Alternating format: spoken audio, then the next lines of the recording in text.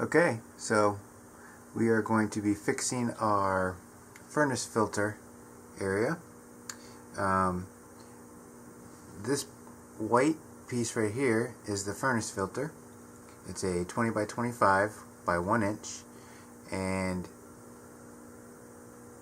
you can see the large gaps on either side.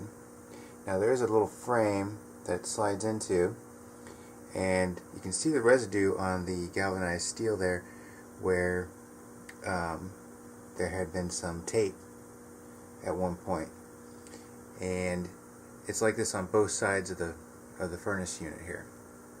So really, a lot of people say it's not a big deal, but we've been having issues with, you know, allergies and everything, and these are HEPA filters that we have in here, and I figure this is probably where most of that dust and stuff is coming from. It also seems like it's not really pulling from the house very much through the returns. It's probably because it's sucking through these gaps, and that gap is at least a ½ inch. So what we're going to do is we're going to actually create a door out of some steel and using some foil tape, and we're going to fashion something on here on both sides that will decrease, it's not going to eliminate, but it'll decrease the amount of air that's coming from this space, and hopefully allow more suction from the returns upstairs. Of course, a lot of people say, oh, you know, your furnace will kick this filter over and the suction will create this seal here. Well, it won't, because, let me see if I can get in closer, because there's a ledge right there that holds the filter in place, and there's still a ¼ inch a gap regardless of any suction created. So we're just going to go ahead and seal this up a little bit. You could just use tape each time you replace the filter, but I'm going to try and fashion a door out of some sheet metal for this side and permanently block it off on the other side, and we'll see how that goes. So here we go. Alright, so we made our first measurement on the back side of the furnace, and it's only going to be 20 inches by 3 inches. And so what I'm going to do is I'm going to take this, I'll obviously mark it 20 inches. That'll be the same for either side. 3 inches for the one.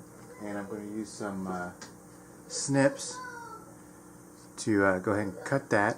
And then I'll use some sheet metal screws to screw this into the ducting on the furnace for that back side, and some foil tape. It's just metal tape to seal that off, and then we'll start on the front side. So the back side is actually really easy, so I won't go into too much detail about that, but the front side will be a little bit more complex. So here we go. Alright, so we've flattened a piece of sheet metal, put it out on the other side, it's sealed off. So now you can see that on this side the filter is so loose, we want to eliminate any airflow coming this direction and not through the actual turn. But you'll see that this filter is sticking out about 3/4 inch from the ductwork. And in theory, I'm not sure if they make them, but there's probably a 20 by 24 filter that would probably work. 20 by 25 is what was in here when we got the house, so that's what we've been using. And that's easier for us to find locally, so we'll stick with that. But what I'm going to do is I'm going to create a housing that goes over this filter. To do that, I'm going to take the 20 inches, which is 20 inches, okay? And the other side was 3 inches, and that was just to go flat across. On this side, I'm going to do 4 inches, and the reason for that is because this is about 1.5 inches opening. And what I'm going to do is I'm going to bend an L shape here. So L, and this is about 3/4, so I'm going to do 1 inch on both sides. Okay? Actually, let's do it 5 inches, so I have some room to make the L's on both sides. So it'll be about a ½ inch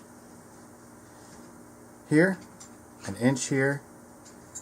Okay, so that's 1.5 inches plus 1.5 to go across. That's 3 inches. Another inch.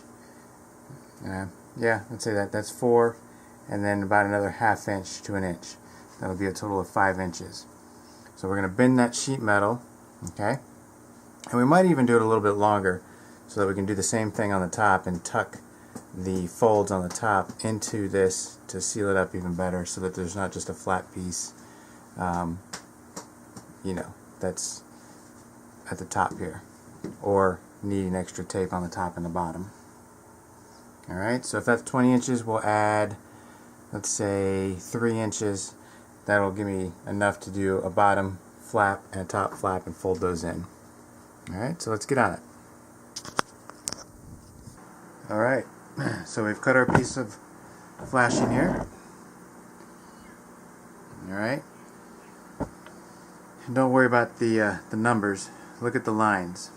Those are where I'm going to fold the steel here, this flashing, whatever you want to call it.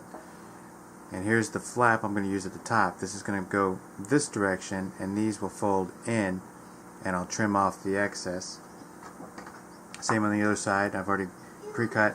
So now all it is for me to make the L shape. So I'll bend this in, and this one down, and this line down, and this side out.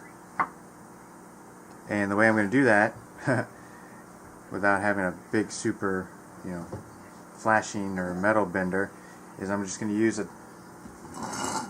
this little tabletop vise. I'll put it in there, crank it down, and just bend it section by section. And hopefully it works out.